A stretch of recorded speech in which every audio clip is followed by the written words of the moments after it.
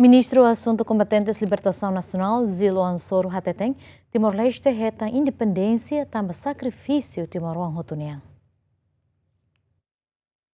Timor-Leste hetang ni independensia li husi prosesu luta nebe naruk no Timor-Wan Barat tengki lakon vida ho di sosa independensia ne. Prosesu kungan nebe lao ho terus oin durante tinang ron resing hati okupasang Indonesia nian ikus mai Timor-Wan desidi ukun rasikan li husi konsulta popular ya lorong tolulu fulan Agosto tinang rimida asosiasian resensia nebe resultado referendum ne fosai ya lorong hat fulan September tinang rimida asosiasian resensia. Resultado konsulta popular anuncia ofisial ya dili ya lorong hat fulan September tinang rimida asosiasian resensia husi população rihun atus hat nulu resinen liu nebe partisipa ya votação Timor-Wan hamutu krihun sia nulu resin hat liu ka porcento ron resingida ponto 5 maka karak integra na fatim Indonesia no ema rihun atus tolu resin ka porcento hitun resin valu ponto 5 maka karak kukungan. Ministro Assunto Combatente Libertação Nacional Zilda Costa Monteiro Ansoro Hateteng independensia nebe Timor-Leste hetan tambah sakrifisio Timor-Wan Hotunian no balun tengki lakon vida.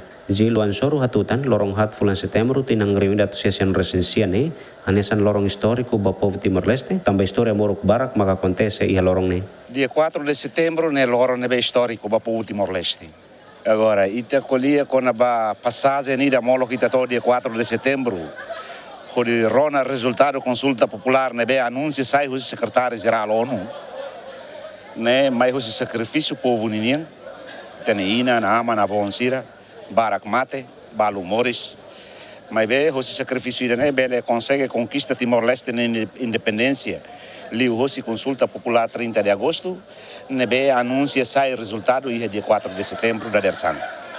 Também né, loro ni né, hoje na mi foti para tu saímos a história ida, sai ansa marcante fom, vai tania processo continuação, vai desenvolvimento na sauna nian.